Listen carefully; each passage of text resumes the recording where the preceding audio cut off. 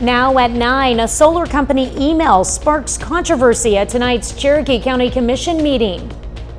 Construction is underway at MSSU. We get an inside look at what's coming.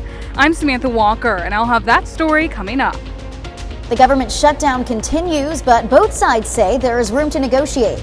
I'm Rebecca Castor on Capitol Hill with the details coming up. The 4 states' most watched news starts now.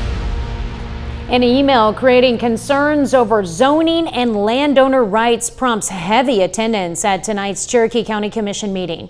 This is KOAM News. I'm Tanya Bach. Tensions rise over proposed 255 megawatt Rainbow Springs solar project. In July, we told you about a Wichita State University study showing the project could generate $532 million in economic growth and $38 million in new government revenue. The company offered $5 million to the county over 10 years and promised to repair local roads, but many residents remained opposed. Now, zoning changes were not on tonight's agenda, but commissioners addressed the issue due to the large crowd. The Planning and Zoning Board had previously said it would have a comprehensive plan completed by next summer before making a final decision on whether large commercial solar projects will be allowed in Cherokee County. Now, part of that process includes public meetings to discuss potential zoning restrictions, which are now set for the end of the month on October 27th, 28th, and 30th. Well, decades of benzene contamination from a former Miami tire plant prompts a public meeting October 14th. Michelin North America will host the session at the Bruce G. Carter Student Union to discuss contamination from the former BF Goodrich facility. The plant used to store benzene. It used and stored benzene during its production years from 1944 to 1986, contaminating groundwater. Michelin launched cleanup efforts in 2022. At the meeting coming up October 14th, company and state environmental officials will answer community questions.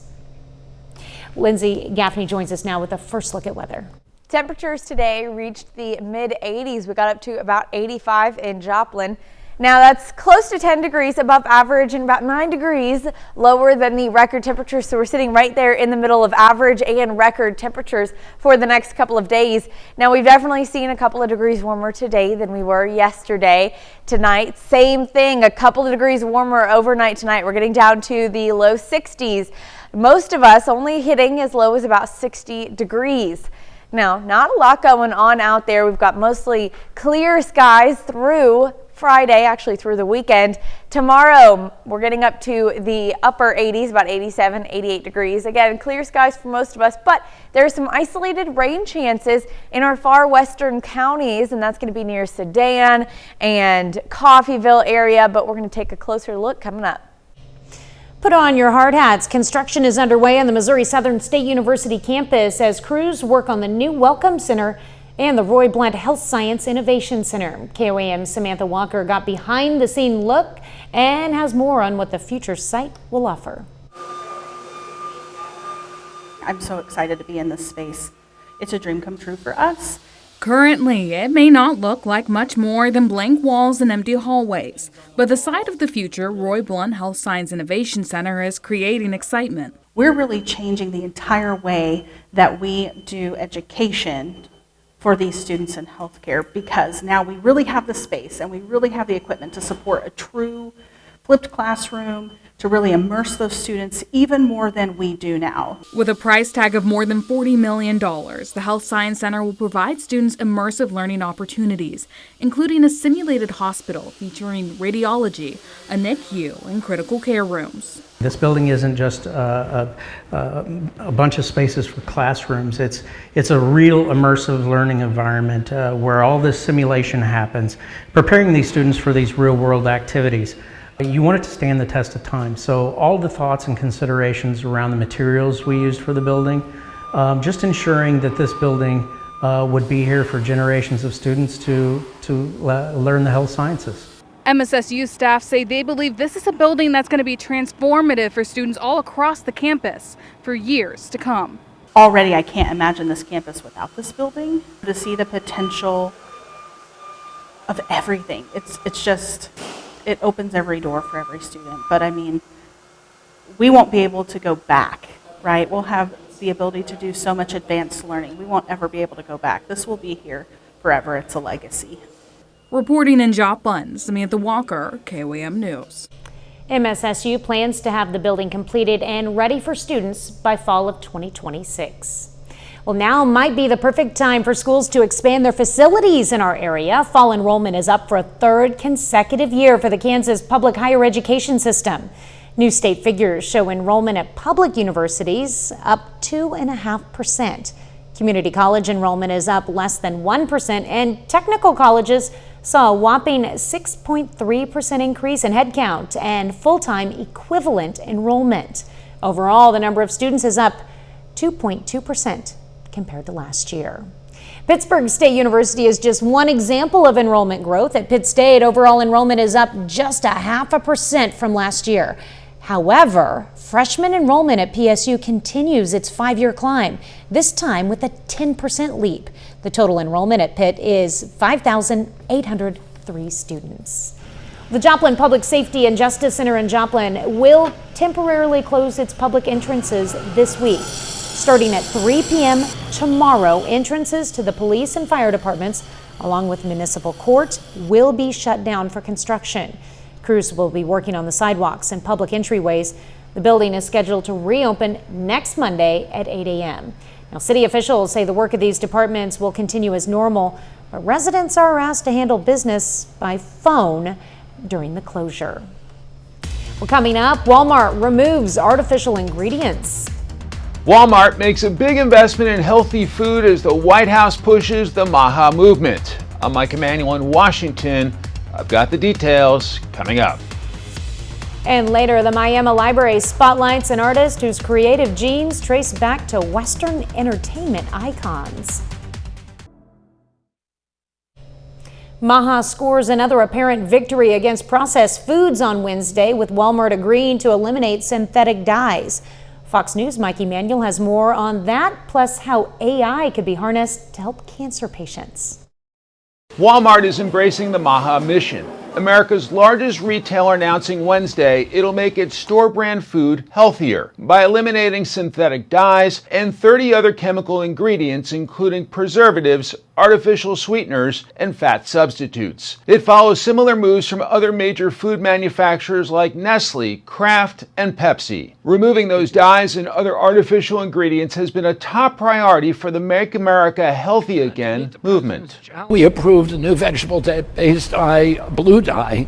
So, we're going to make sure that these companies and this industry has the supply chain so that they're able to get the products that they need. The announcement came after another big win for health advocates. President Trump signed a new executive order aimed at turbocharging pediatric cancer research using artificial intelligence. We're going to hook up the artificial intelligence with all of the other things that we have at hand, and we're going to come for answers. The order calls for a $50 million investment into the Childhood Cancer Data Initiative, and experts say integrating AI into cancer diagnosis and treatment could be a game changer, especially for younger Americans.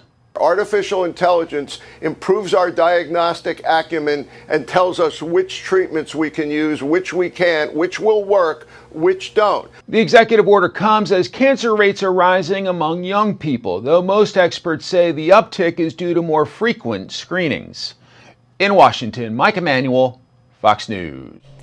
Children who catch COVID-19 for a second time have a much higher risk of developing long COVID. A Children's Hospital of Chicago study found during a child's second COVID infection, they're also much more likely to experience blood clots, damaged kidneys, abnormal heartbeats, and fatigue. Doctors say the results highlight how important it is for parents and kids to get the COVID vaccine.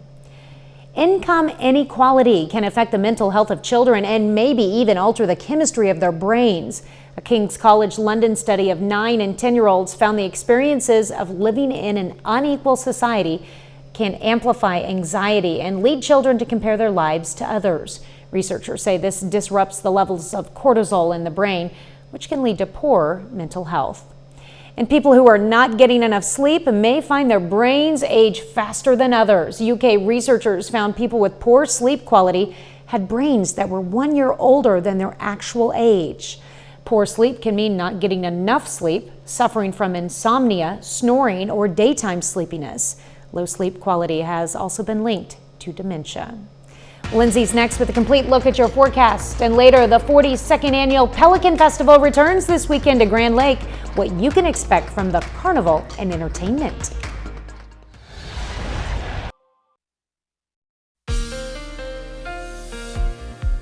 We've had some pretty warm temperatures these last couple of days. Today, we're a few degrees warmer than yesterday.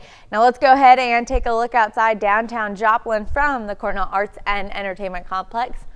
We have mostly clear skies tonight, which is a nice change of pace. We had a pretty cloudy day the other day, but we're going to see mostly clear skies for the next couple of days.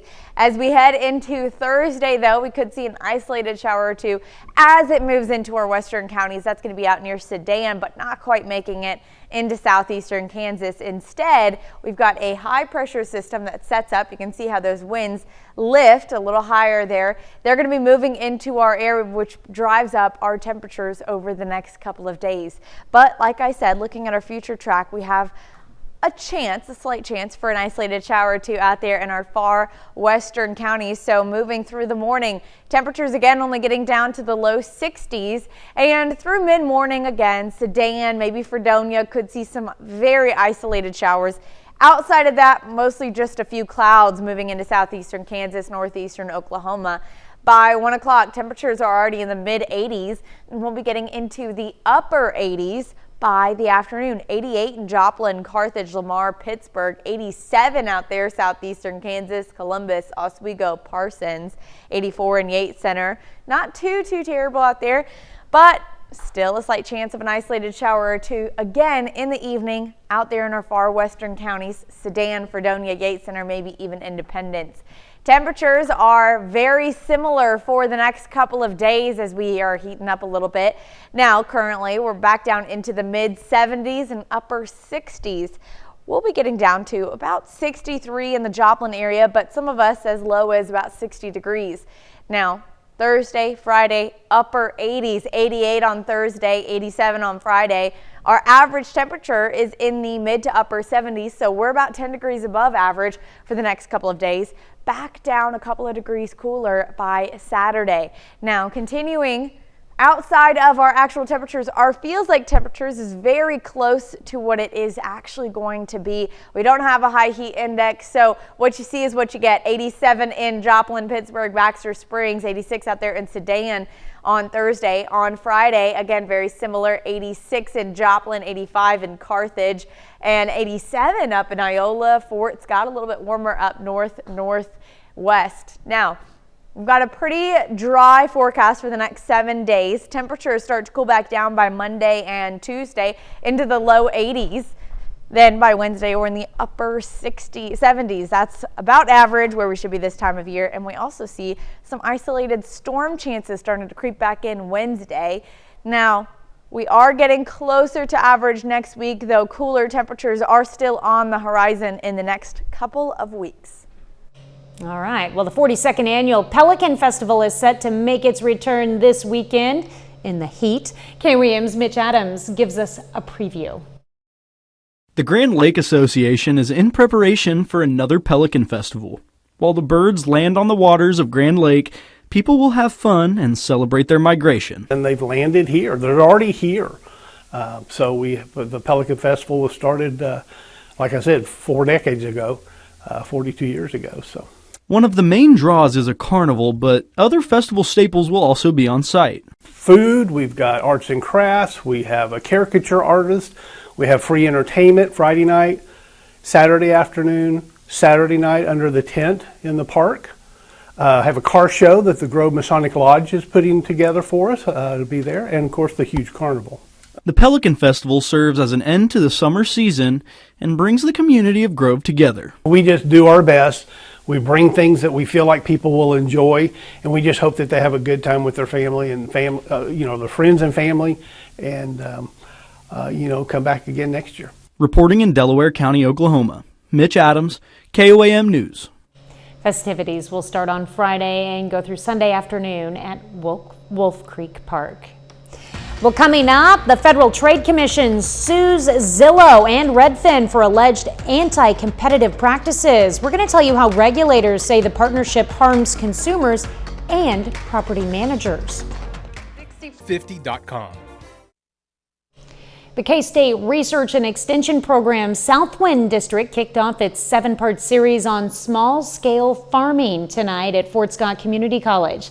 KOAM's Kenny Foreman takes us there. Just under 40 people were in attendance at Fort Scott Community College to hear K-State Southwind District Horticulture Agent Krista Harding give a presentation on gardening. I think it's self-satisfying too to be able to produce your own food for your family's consumption, and there's definitely kind of a steep learning curve to being successful to that, and so tonight we hope to give the people the tools that they need. Since not all attendees are experienced gardeners, she hopes to clear up any misconceptions. It definitely takes some labor to do it. You can't just plant a vegetable and walk off and leave it and expect it to produce. You do have to put some time and effort into it. To Harding, the first step in gardening is actually pretty simple. They just need to get started. I think anybody can be successful in growing their own food. You just have to start somewhere, whether that's in a traditional garden setting or maybe even just venturing over and planting a few vegetables like a tomato in a container. She's hopeful those interested will reach out to the Southwind District in the future. If they have trouble with pests, insect pests, disease pressure, whatever the case might be, we can actually help them identify those pests and give solutions to help try to solve their problems. The next session, Pests, Predators, and Protection, will be held right here at Fort Scott Community College next Wednesday, October 8th at 6 p.m. Reporting in Fort Scott, Kenny Foreman, KOAM News. Now, Harding says all are welcome to any of the sessions, and you are not required to attend all of them.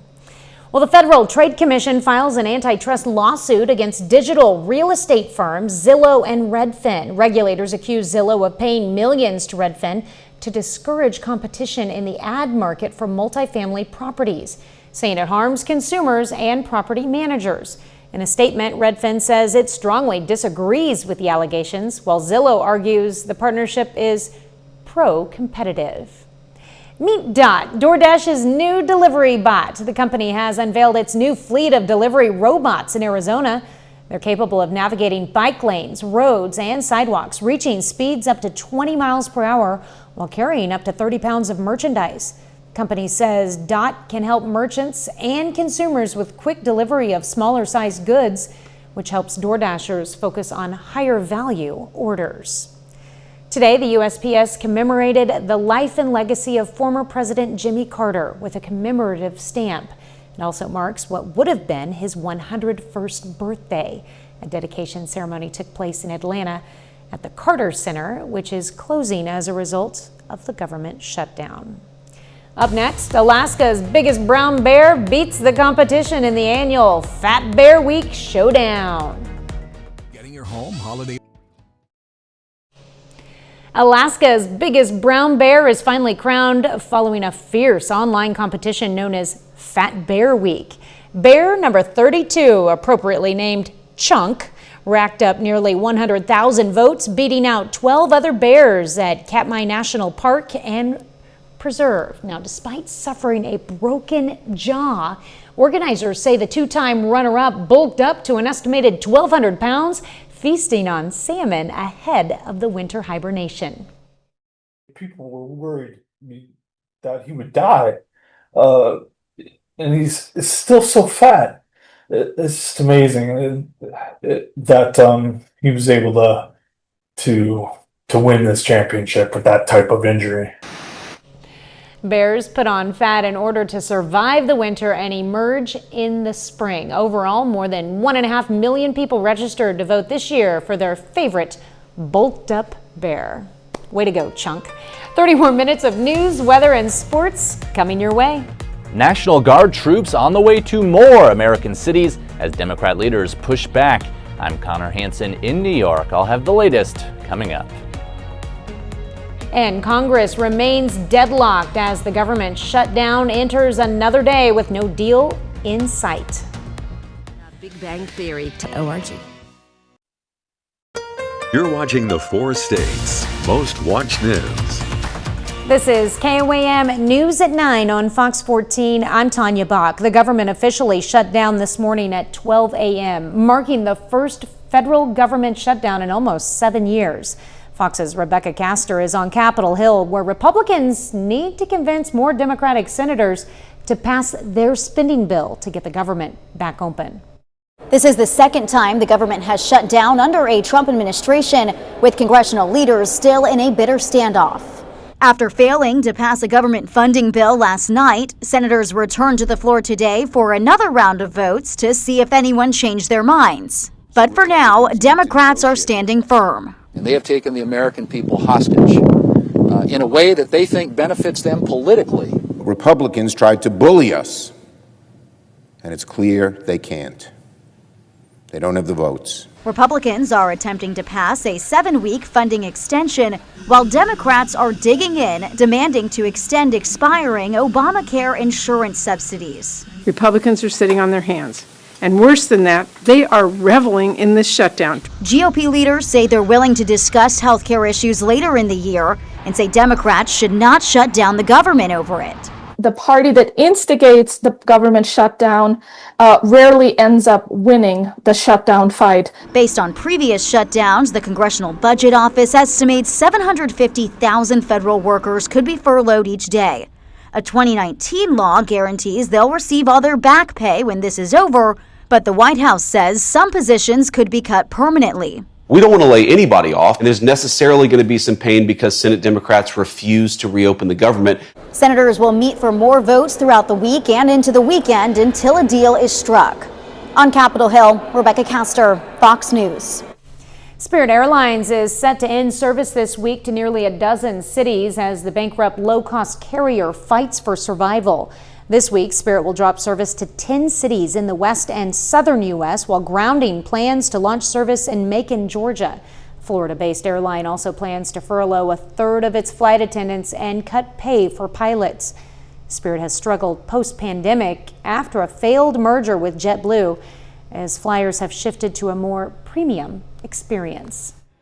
Spirit is the incredible shrinking airline right now. And unless there are other low-cost airlines that compete with Spirit on these routes, consumers should expect to pay more. In an email to employees, Spirit's chief commercial officer called these cuts necessary changes to best position our airline for the future. Late yesterday, the company announced it had secured hundreds of millions of dollars in what it called significant progress in its bankruptcy restructuring. President Trump expands the scope of the National Guard, now sending troops to cities in Tennessee and Oregon. Some leaders welcome the extra help, while others are suing to stop the deployments. Fox News correspondent Connor Hansen has more.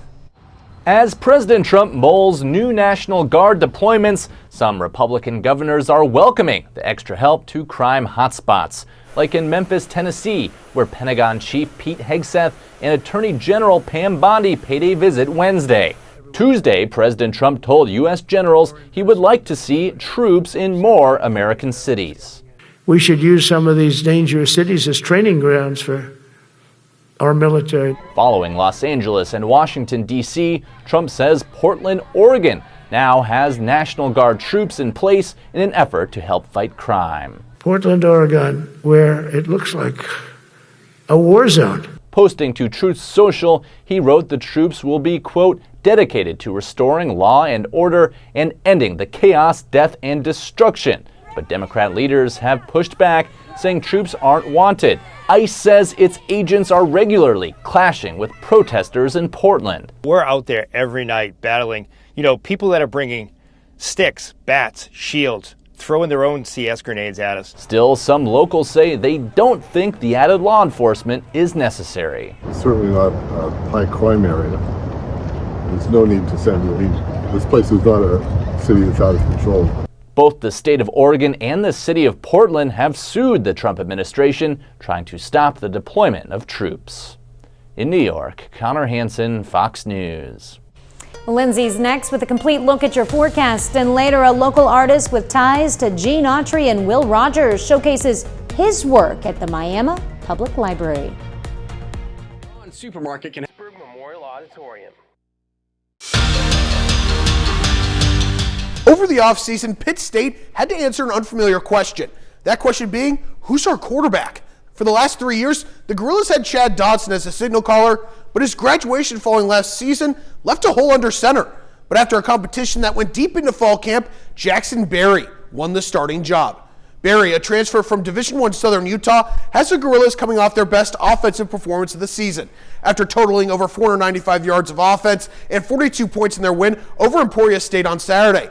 But prior to joining the Crimson and Gold, Berry was focused on finding a program that would appreciate him. And it's safe to say that he's not only found that program, but a community that he loves.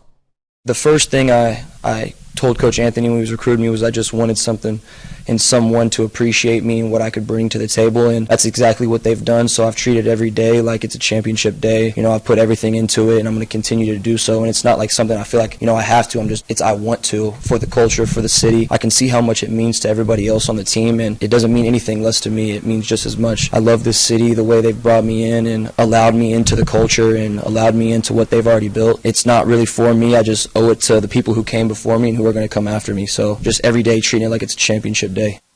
A catalyst in Berry's decision to commit to Pitt State is current Gorillas safety and team captain Ryan Medeiros. Berry and Medeiros grew up together, sharing the field at Prosper High School in Texas. And during his time in the portal, Berry reached out to his longtime friend who helped sell him on PSU. He's awesome. Of course, us growing up together, I know what type of guy he is and what type of family he has, and which are both amazing. His word has always been trustworthy. He's a loyal friend.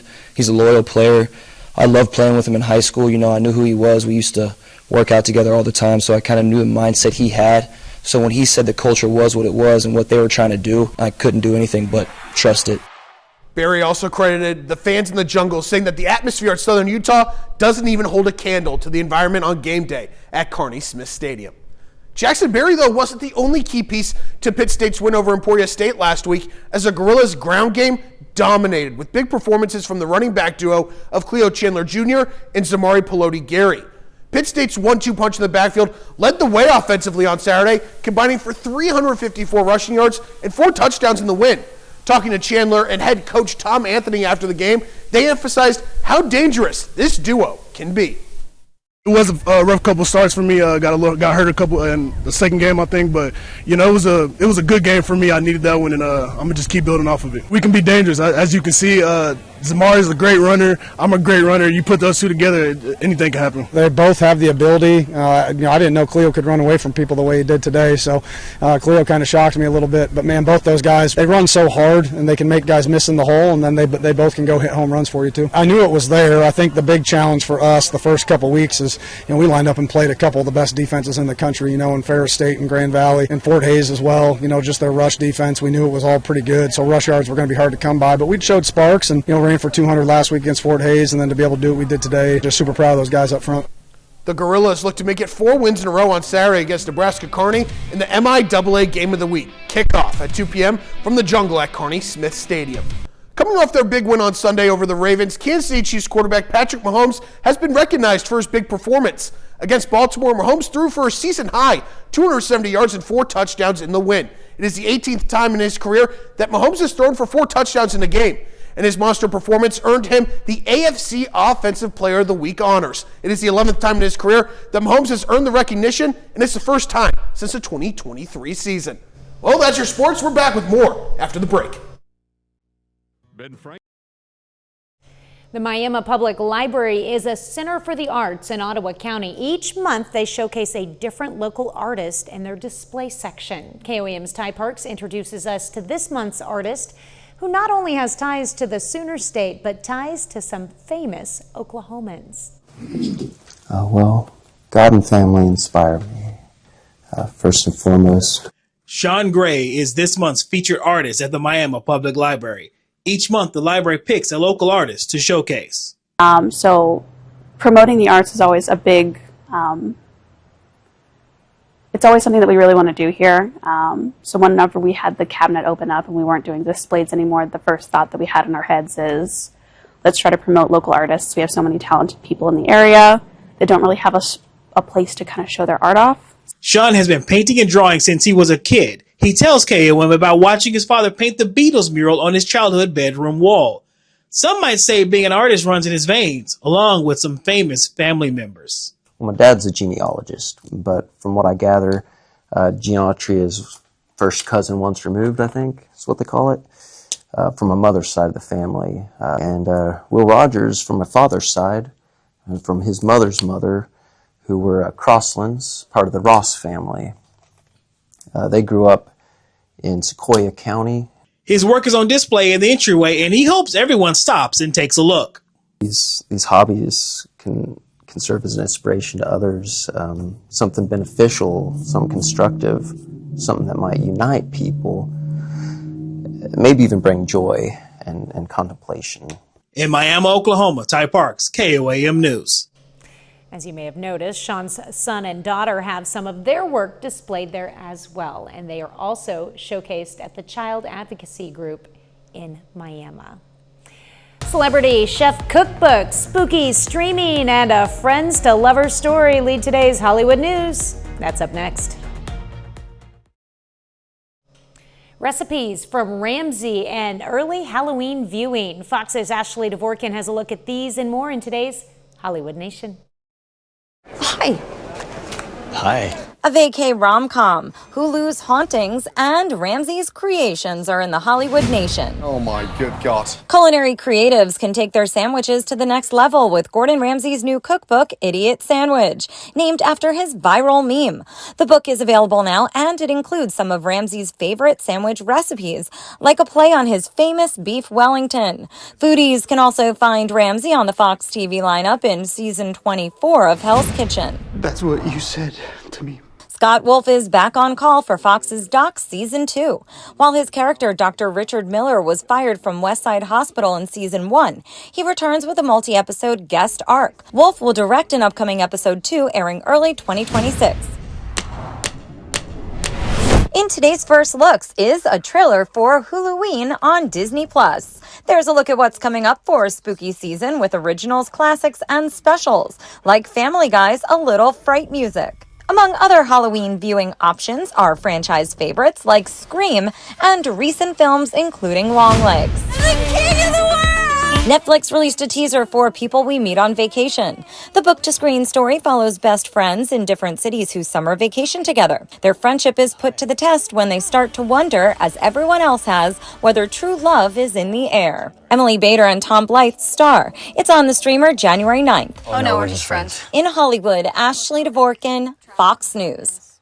And that's our time for tonight. Thank you for joining us. We're going to leave you with video of Kuni Kuni pigs and an Amur tiger enjoying fall pumpkins at the Milwaukee Zoo. Have a great night and an even better tomorrow.